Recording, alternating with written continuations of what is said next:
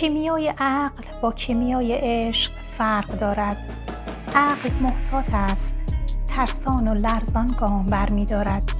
با خودش می گوید مراقب باش آسیب نبینی. اما مگر عشق اینطور است؟ تنها چیزی که عشق می گوید این است: خودت را رها کن، بگذار برود. عقل به آسانی خراب نمی شود، عشق اما خودش را ویران می کند. گنج ها و خزانه ها هم در میان ویرانه ها یافت می شوند.